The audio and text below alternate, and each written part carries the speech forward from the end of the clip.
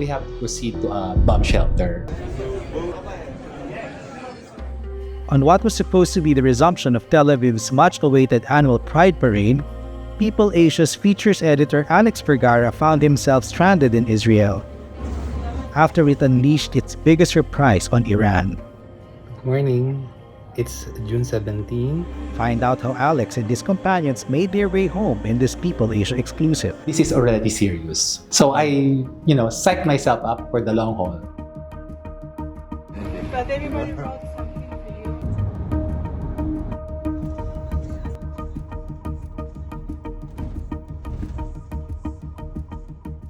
Welcome home, Alex. Thank you. What is Alex Vergara doing in Israel? Oh my God, I felt I don't deserve all this attention. But anyway, I was there to cover Pride Week in Israel.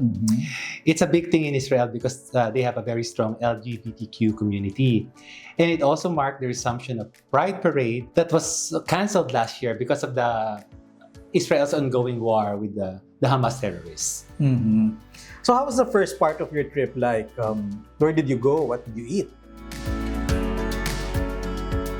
The first part was pretty normal. Our first 2 days were spent in Jerusalem.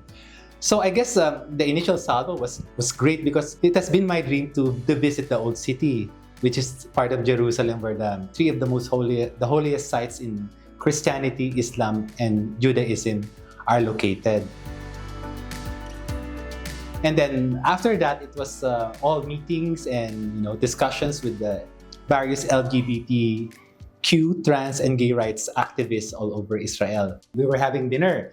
Kumakain lang kami, ganyan. And then our host politely told us we have to proceed to a bomb shelter or a protected area, as they say. Did you hear the alarms back? No, I didn't hear an alarm. And then we went to this stairwell. We went across a garden and to this house with a supposedly reinforced stairwell to stay there for 10 minutes. And then after 10 minutes or so, we were asked that everything was okay na. But when we were passing through the garden, one of our hosts pointed to the sky above, and there was plumes of smoke in the sky. It was already darkening. It was already past 7.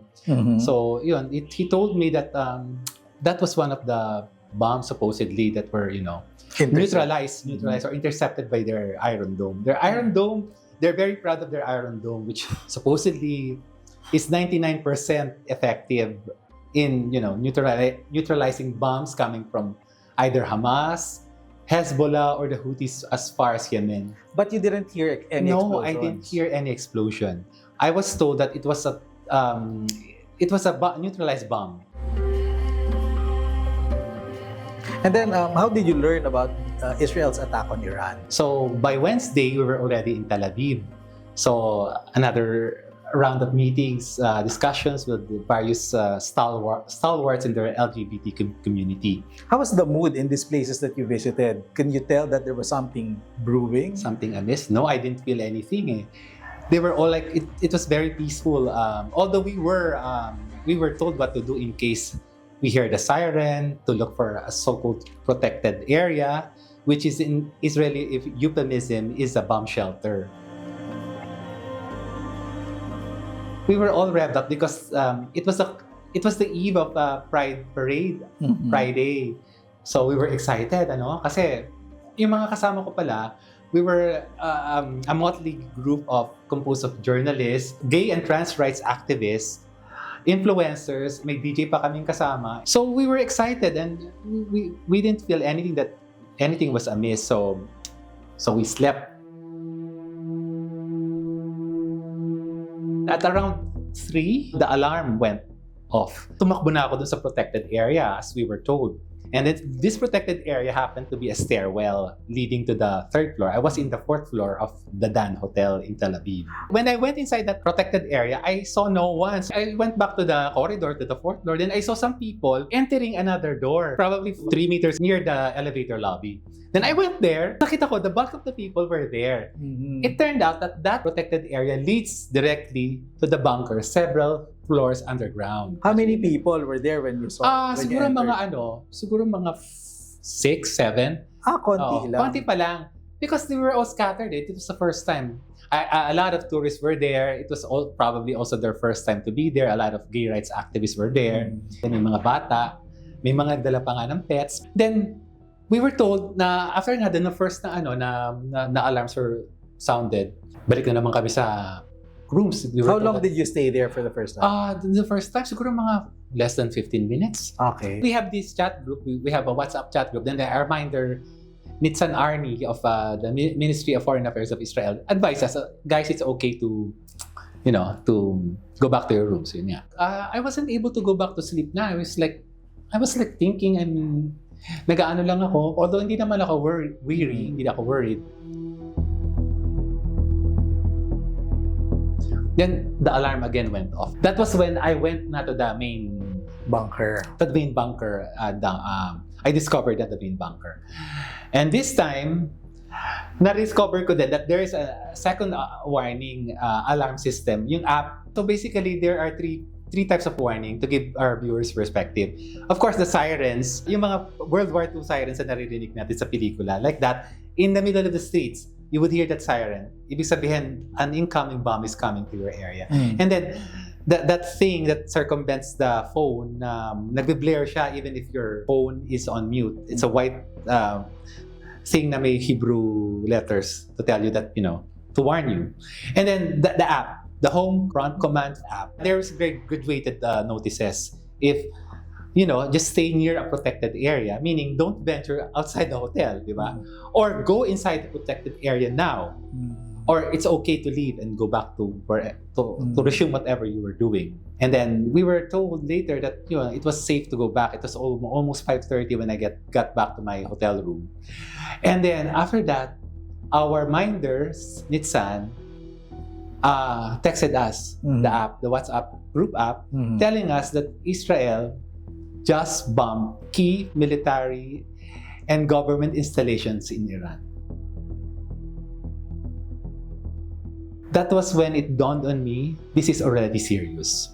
So I, psyched myself up for the long haul.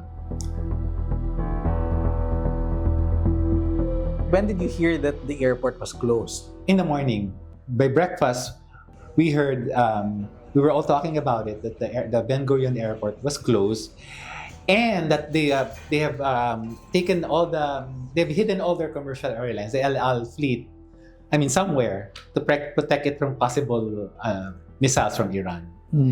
And then a friend of mine, she told me that Iran sent several hundreds of drones to Israel. So I was told to hide in a bunker because the hotel had a bunker, and and then luckily the Israelis were able to neutralize it before they reached Israel. That was in the morning. The Pride Parade and all public events, public gatherings are canceled indefinitely. So yun. I didn't feel really worried or anything. We were in a 5-star hotel. It wasn't really, we weren't exactly deprived to begin with. But the weariness, what would happen next was looming behind your back every time. It's been confirmed that you'd be staying indefinitely in Israel. Yeah, definitely. I deduced from what was happening. Although they didn't tell us that the flights were canceled, but common sense. But there was no airport.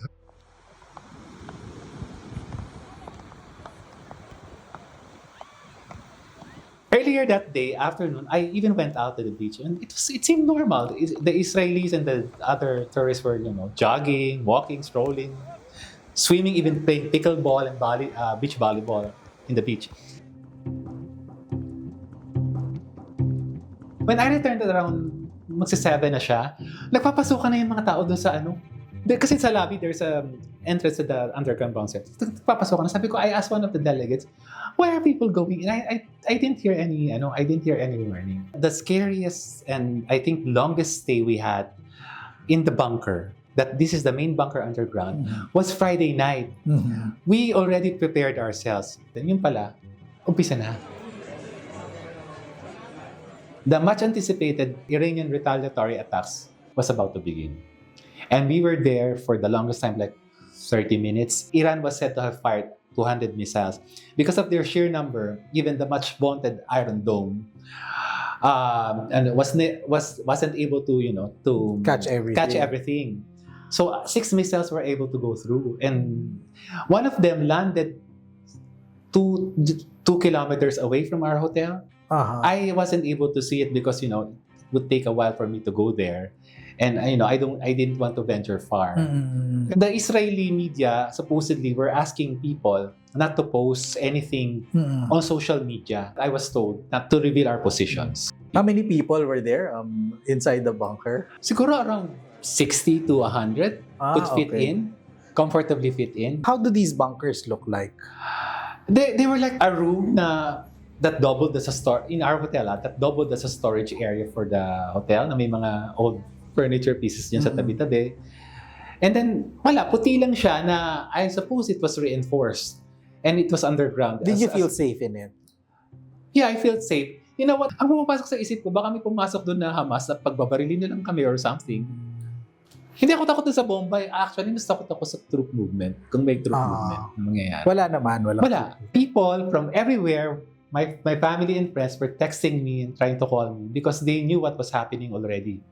It was real time because it was probably broadcast on CNN and other international news channels that Iran had started to retaliate. And true enough, I was hearing faint sounds like something popping outside. It was muffled. And then I asked my companions. Then they also heard it, and we assumed that it was they were bombs or missiles being neutralized by the Iron Dome. Mm-hmm. So that was the scariest part of the entire thing. Did the thought of death cross your mind by then? No. No naman. No. Ewan ko. Medyo fatalist ako eh. Pagka mangyayari. Kung hindi. Mm-hmm. That's me. Yeah, each of us has a personal way of processing it. I guess yung iba, I cannot speak for the others, but I didn't feel safe. Of course, anything can happen. So how many days were you still in Tel Aviv after the initial bombing of Iran? So every night there was a bombing, or there was a bombing or a supposed bombing, and warnings, alarms. So Friday, Saturday, Sunday. Nakakatulog ka pa ba nun? Actually, ako hindi eh. But there was one African delegate he was telling us that he never left his hotel room even during the raids. So sabi ko, wow, gano'n, ang tapang nito. So when the alarm comes off, you have to come in your own will. No one's gonna double check if everyone's in. Yeah. Everyone is on his own, whether you want to follow it or not. To ask the $1 million question, how were you able to come back? Well, apparently, the Israeli Ministry of Foreign Affairs were working frantically to find flights for us because Ben Gurion Airport was out of the question. Mm-hmm. Because the Israeli airspace was closed except for military airplanes. The best option was a land trip going to Jordan because Egypt was so far away. You would have to pass through the Sinai Peninsula, which is very dangerous also. Mm.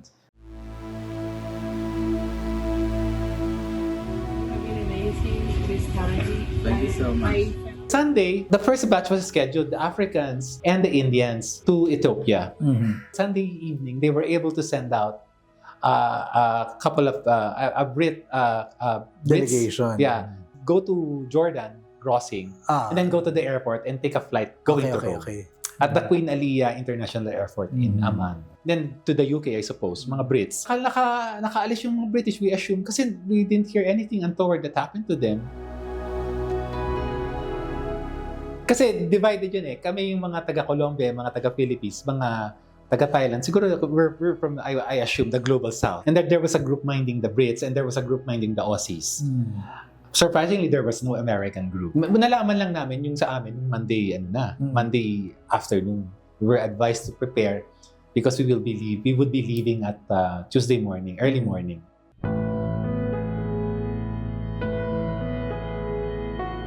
Morning. It's June 17. I'm here in Tel Aviv, and this is the day that the Lord has made as we embark on our land trip to Jordan towards the border and through Allenby Crossing, and hopefully catch a flight to Manila. By Tuesday kami naman. So what time did you leave the hotel? Before 7. Was there any hesitation on your part? The so-called Allenby crossing in the Israeli-Jordanian border, which closes at 2 p.m. Mhm. So we have to be there before 2 p.m. But because there was no traffic, we reached the Allenby crossing from Tel Aviv in a little over 1 hour. Passing through desert, and the roads were perfect. How would Okay you siya. how would you describe the land journey? It was uneventful, but I braced myself for long lines and long queues at the border. But to credit our handlers at MFA, they probably arranged it, and we breezed through the vehicles, and we were able to go through everything and then reach the Israeli processing immigration building to have our passport processed, and take another bus, a different bus going na to Jordan. And then when we reached to Jordan, it was another place. Of course, it's a different government na. You could feel the difference na. While the Israeli side, the immigration processing was organized, clean. Sa Jordan, maraming tao. It was hindi naman chaotic, pero magulo siya. It wasn't your host's territory anymore. Oo, we were assigned na to somebody else. They had connections there, but no Israelis accompanied us na to Jordan. And then we were told by our minder from MFA, the Ministry of Foreign Affairs of Israel, that the so-called transit visas were already arranged and were waived. For us to find out that it wasn't. So they were charging us 40 dirham each for the transit visa. So apparently the MFA also paid for it right there and then. I don't know how they arranged it. Probably through one of the Jordanians. Ang isa pang hitch, sa dami-dami ng passports na yon, paglabas namin, yung aming Jordanian na tour guide na dala-dala niya yung passport namin. Yung passport ko, tsaka yung passport ng taga-Burma, taga-Myanmar, wala doon. Oh my gosh. Tsaka niya lang chinek yung nasa gate na kami, bumalik siya ulit. Saan niya nakita? Doon nasa gate na kami, nakalabas na kami sa building. Imaginein mo, siguro may 10 minutes na lapse yun. Anything could happen, di ba pwedeng mawala yung passport ko, itapon sa basurahan. But it was relatively short. An hour, more than an hour, doon sa Jordanian Processing Center before we rode a van going na to the airport. How many of you were in that group that went?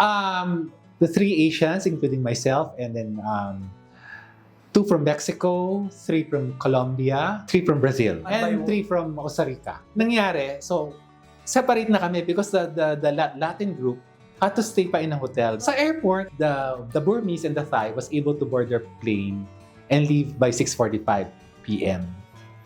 Tapos so, ako na lang mag-isa because my flight wasn't until 11:55 via Royal Jordanian Airlines. 4 hours before my flight, nagsubok na akong mag-check-in. Kasi although I was there and there was a flight, the threat of a canceled flight was still looming, diba? Fortunately, no such thing happened. And then the man at the counter told me that he even showed me na, look, your bag is checked through to Manila. He showed me a tag, MNL. But you would have to check in again at Dubai because we cannot check you in because this is a different airline. So yun, walang mangyari. And then na-flight tuloy-tuloy niya.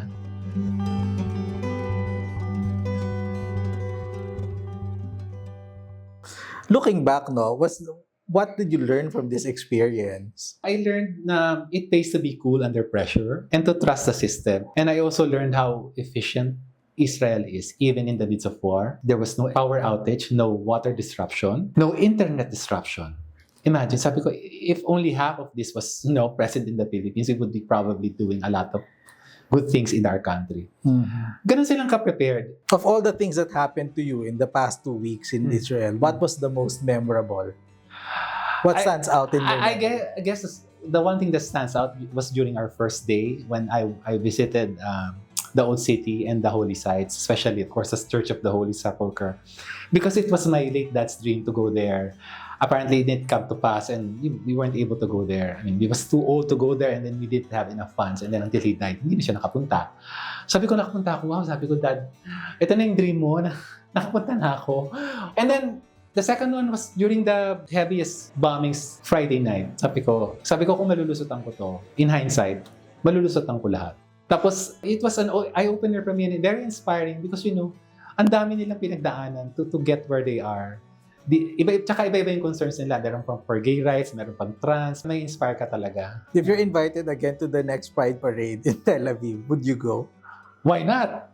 I mean, depending kung ano yung mga what is the situation on the ground. Okay. Thank you, Alex, for sharing your story. Thank you, and I'm happy to be back. I owe this feeling na I was buoyed even during the darkest moments because of you. Na may kasama ako virtually na nandyan, na nagdadasal at thinking of me, hindi ako nag-iisa, and I never felt alone even during those darkest times. Maraming pong salamat.